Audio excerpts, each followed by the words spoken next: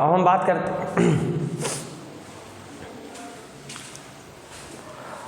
बात करते हैं कोऑर्डिनेशन केमिस्ट्री के सेकेंड वीडियो की। तो सेकेंड लेक्चर में हम क्या पढ़ने वाले बेटा, आज के टॉपिक बहुत अच्छे होने वाले हैं। ठीक, आज थोड़ा ध्यान देकर पढ़ना आप। हमने यहाँ तक पढ़ लिए थे, क्या पढ़ लिया था कि कोऑर्डिनेट स्फीयर क्या होते हैं। ठीक, उसके बाद कोऑर्डिनेट कंपाउंड में कौन कौन से पार्ट्स होते हैं, सेंट्रल मेटल होता है, लिगेंड्स होते हैं। ठीक, और लिगेंड्स के बाहर क्या, कोऑर्डिनेट स्फीयर के बाहर कौन होते हैं, काउंटर आइंस होते हैं। ठीक, पॉजिटिव काउंटर आइन होंगे, नेगेटिव काउंटर आइन होंगे। अब हम चलते हैं आगे, देखना है यहाँ ध्यान से कि कोऑर्डिनेट स्फीयर में हमने लास्ट में क्या पढ़ा था, कोऑर्डिनेट स्फीयर पे चार्ज कितने टाइप के होते हैं। ठीक, तो कोऑर्डिनेट स्फीयर पर, ठीक, फिर से देख लेते हैं हम types of coordinate sphere. Coordinate sphere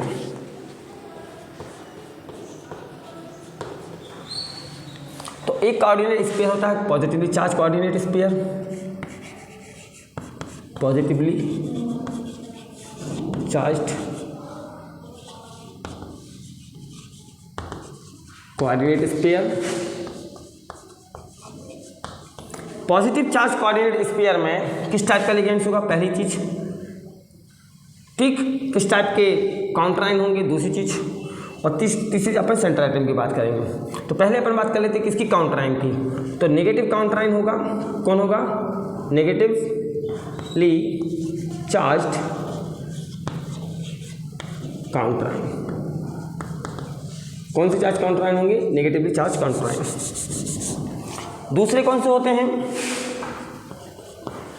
negatively charged coordinate sphere, coordinate sphere. Negatively charge coordinate sphere में काउंटर आयन कैसे होंगे बेटा, पॉजिटिवली चार्ज्ड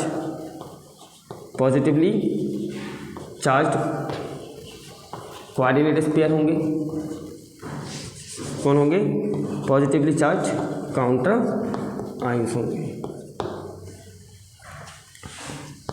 तीसरे होते हैं बेटा हमारे कौन से, न्यूट्रल कोऑर्डिनेट स्फीयर।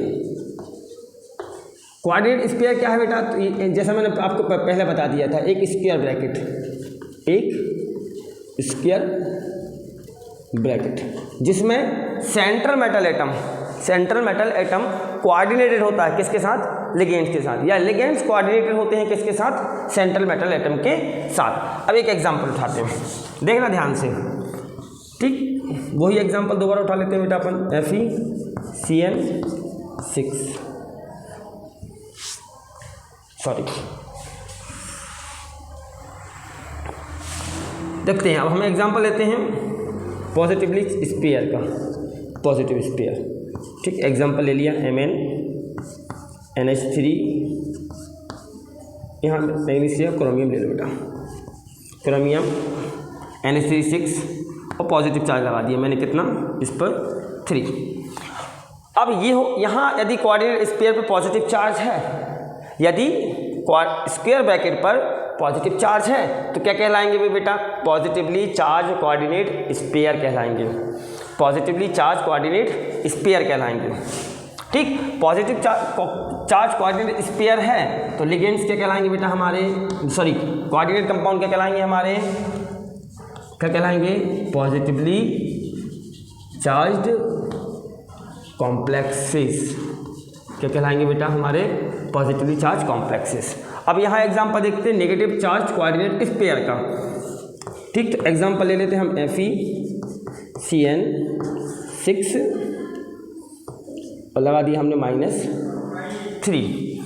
अब ध्यान देना, यदि कोऑर्डिनेट स्फीयर स्क्वायर ब्रैकेट पे कैसा चार्ज है, नेगेटिव चार्ज है, तो क्या कहलाएंगे, नेगेटिवली चार्ज कोऑर्डिनेट स्फीयर कहलाएंगे। क्या कहलाएंगे, नेगेटिवली चार्ज कोऑर्डिनेट स्फीयर। और इस टाइप की कॉम्प्लेक्स को क्या कहेंगे बेटा हम, कॉम्प्लेक्स को क्या कहेंगे हम, negatively charged complex, negatively charged complex.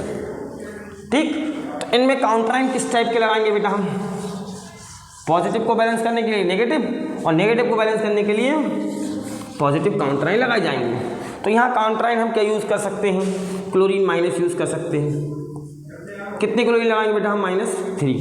तो इन दोनों का चार्ज बैलेंस होगा, कितना हो जाएगा बेटा 0, और 0 हो जाएगा तब हम इसे कैसे लिख सकते हैं, NH3 6Cl3। अब यहाँ पर काउंटर आयन कौन सा लगाएंगे हम, पॉजिटिव। तो पॉजिटिव के लिए हम क्या ले लेते हैं बेटा K+, कितने पोटेशियम लगाएंगे हम 3, इसे हम कैसा लिख सकते हैं K3FeCN6। अब आता है हमारा neutral coordinate sphere. Neutral coordinate sphere पे कोई चार्ज नहीं होगा, कोई चार्ज नहीं होगा मतलब अब आपके पास मेटल के पास भी कोई चार्ज नहीं होगा। मेटल के पास जरूरी नहीं है मेटल के पास कोई चार्ज ना हो, कोऑर्डिनेट स्फीयर पे कोई चार्ज नहीं होना चाहिए। कोऑर्डिनेट स्फीयर पे कोई चार्ज नहीं हुआ तो एग्जांपल ले लिया हमने कौन, NiCO4। यहाँ ये कौन सा न्यूट्रल लिगेंड्स है, न्यूट्रल कोऑर्डिनेट स्फीयर है, और ये लिगेंड जो जुड़ा है वो न्यूट्रल है। न्यूट्रल है इसलिए चार्ज क्या आ गया 0। चार्ज 0 आ गया तो कोऑर्डिनेट स्फीयर पे भी चार्ज कितना आएगा 0। तो ये हो गया हमारा कौन सा, न्यूट्रल कोऑर्डिनेट स्फीयर। अब आपसे कोई पूछता है कि कितने टाइप्स के होते हैं कोऑर्डिनेट स्फीयर, तो उससे बेझिझक बोल देना 3 टाइप्स के, नेगेटिवली चार्ज, पॉजिटिवली चार्ज और neutral. Negatively charge, positively charge और neutral. Positively charge coordinate sphere हो सकते हैं, नेगेटिवली चार्ज कोऑर्डिनेट स्फीयर हो सकते हैं, और न्यूट्रल चार्ज कोऑर्डिनेट स्फीयर हो सकते हैं। तो कॉम्प्लेक्स भी कितने टाइप्स होंगे बेटा, 3 टाइप्स के। पहला पॉजिटिवली चार्ज कॉम्प्लेक्स, दूसरा नेगेटिवली चार्ज कॉम्प्लेक्स, और तीसरा बेटा क्या हो जाएगा हमारा न्यूट्रल कॉम्प्लेक्स या न्यूट्रल कोऑर्डिनेट कंपाउंड। अब हम इसके IUPAC नॉमेनक्लेचर की तरफ चलते हैं, और कहाँ चलते हैं, कोऑर्डिनेट नंबर। कोऑर्डिनेशन नंबर क्या होता है, कोऑर्डिनेशन नंबर होता है हमारा, क्या होता है कि नंबर ऑफ लिगेंड्स कोऑर्डिनेटेड या linked with central metal atom. अब लिगेंड्स किस टाइप के होना चाहिए, मोनोडेंटेड लिगेंड्स। तो डेफिनेशन, कंप्लीट डेफिनेशन क्या बन जाती है, कोऑर्डिनेट नंबर की number of monodentate ligands coordinated with central metal atom. और करके लिख सकते हैं हम, क्या लिख सकते हैं, number of electron pair donated by ligands to central metal atom is called coordination number. तो अब हम निकाल देंगे कोऑर्डिनेशन नंबर इनका, ठीक है। तो अब सबसे पहले तो आप याद रखना कि कोऑर्डिनेट स्फीयर कितने टाइप के होते हैं, कॉम्प्लेक्स कितने टाइप के होते हैं, कॉम्प्लेक्स 3 टाइप के होते हैं अकॉर्डिंग टू काउंटर आयन। यदि काउंटर आयन है, काउंटर आयन नहीं है तो न्यूट्रल पे चले जाएंगे, ठीक है। और कोऑर्डिनेट स्फीयर पे कोई चार्ज नहीं होना चाहिए। चलो नोट करो इसको। करते हैं बेटा कोऑर्डिनेशन नंबर की। अब हम बात करते हैं किसकी, कोऑर्डिनेशन नंबर। कोऑर्डिनेशन नंबर बेटा कई टाइप से डेफिनेशन याद कर सकते हो, है ना, बट मैं मानता हूँ कि मेरी डेफिनेशन याद कर लो।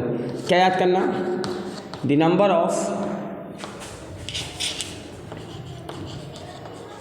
Of monodentate ligands, monodentate ligands attached to central metal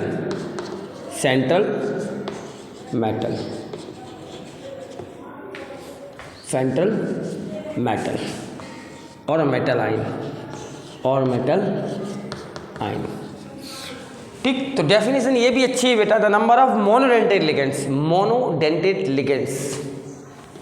attached to central metal atom. आप दूसरा डेफिनेशन ये भी तैयार कर सकते हो, द नंबर ऑफ एटम्स, कौन से एटम, डोनेट करने वाले atom, the number of atoms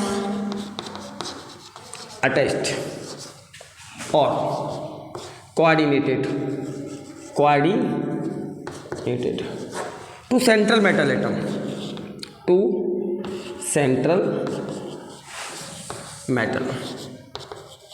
और metal ions, the number of atoms of ligands, ठीक। तो जितने भी एटम हैं जो लिगेंड्स के, जितने एटम अटैच होंगे वही किसका क्या कहलाएगा, कोऑर्डिनेशन नंबर।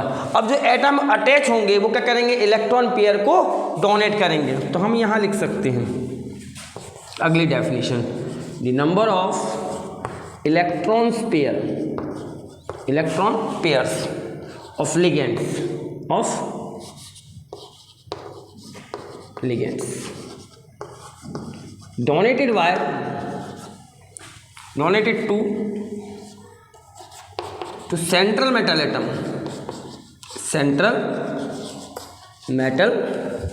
atom और आयन। हम ये भी डेफिनेशन याद कर सकते हैं कि जितने इलेक्ट्रॉन पेयर लिगेंड्स द्वारा डोनेट किए जाएंगे किसको, सेंट्रल मेटल एटम को, वो क्या कहलाएगा, हमारा कोऑर्डिनेशन नंबर। क्या कहलाएगा, coordination number. Is called coordination number of central metal, coordination number of central metal. Clear. तो आपके पास 3 डेफिनेशन बेटा जो भी तैयार करनी हो आप कर सकते हैं, है ना। तो प्रायोरिटी पहली डेफिनेशन को दे सकते हैं अपन, the number of monodentate ligands attached to central metal atom और ions is called coordination number. ठीक। और दूसरी डेफिनेशन क्या लिख सकते हैं, the number of atoms of ligands attached to central metal atom या कोऑर्डिनेटेड सेंट्रल मेटल एटम। तीसरी डेफिनेशन हम क्या लिख सकते हैं बेटा, the number of electron pair of ligands donated to central metal atoms और कॉल्ड या is called coordination number of ligands, coordination number of ligands. अब हम एक एग्जांपल उठाते हैं। ठीक है बेटा, पहला एग्जांपल उठा लो, FeCN6। CN कौन है बेटा, मोनोडेंटेड लिगेंड। ठीक। यहां डोनर कौन है, कार्बन। एक कार्बन एक इलेक्ट्रॉन पेयर को डोनेट कर रहा है, तो 6 कार्बन 6 इलेक्ट्रॉन पेयर को डोनेट करेंगे। ठीक। तो इसका कोऑर्डिनेशन नंबर कितना हो जाएगा बेटा, कोऑर्डिनेशन नंबर ऑफ आयरन कितना हो जाएगा बेटा, 6। हम ये भी याद कर सकते हैं मोनोडेंटेड लिगेंड्स और मोनोडेंटेड लिगेंड्स, तो साइनाइड कौन है, मोनोडेंटेड लिगेंड। कितने हैं बेटा यहाँ पर, 6। तो इसका कोऑर्डिनेशन नंबर कितना आएगा, 6। द नंबर ऑफ एटम्स, एक कार्बन एक आयरन से, टोटल कार्बन कितने जुड़े, 6 कार्बन। 6 कार्बन किससे जुड़े हैं, आयरन से। तो इसका कोऑर्डिनेशन नंबर कितना हो गया, 6। तो कोऑर्डिनेशन नंबर यदि आपको याद करना है या कोऑर्डिनेशन नंबर निकालना है तो इसकी डेफिनेशन आपको याद होना चाहिए। तो डेफिनेशन याद कर लो, ठीक। उसके बाद आपका कोऑर्डिनेशन नंबर निकाल लो। एक और एग्जांपल देखते हैं बेटा हम, FeN3 और यहाँ लगा दो Cl3। अब यहाँ कोऑर्डिनेशन नंबर फाइंड करना है तो हम क्या कहेंगे, हमारा En कौन है बेटा, बाइडेंटेड लिगेंड।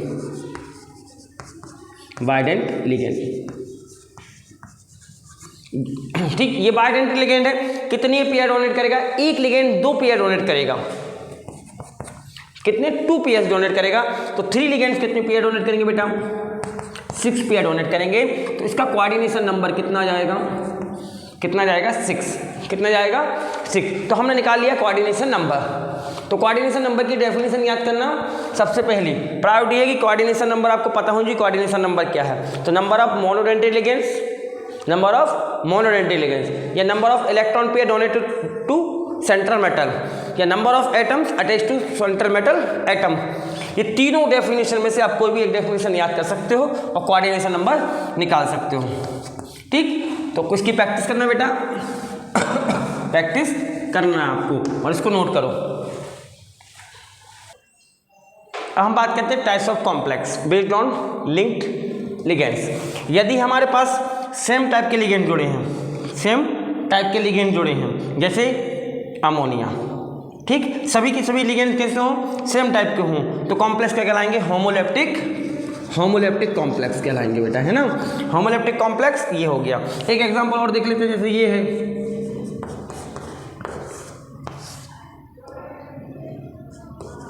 इसमें साइनाइड अकेले जुड़े हुए हैं, सेम टाइप के लिगेंड्स हैं और सेम टाइप के लिगेंड्स हैं, तो क्या कहलाएगा बेटा, होमोलेप्टिक। और हेटेरोलेप्टिक मतलब डिफरेंट लिगेंड जुड़े हों। यहाँ पर डिफरेंट लिगेंड कौन कौन से हैं, अमोनिया है और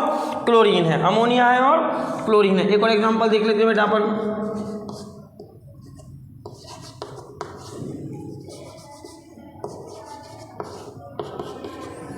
ठीक है। जैसे यहाँ हो गया, यहाँ कौन है, इथाइलिन डायमाइन है और H2O है, कौन है, H2 है, दोनों डिफरेंट टाइप के हैं, तो कौन सा हो गया हेट्रोलेप्टिक कॉम्प्लेक्स।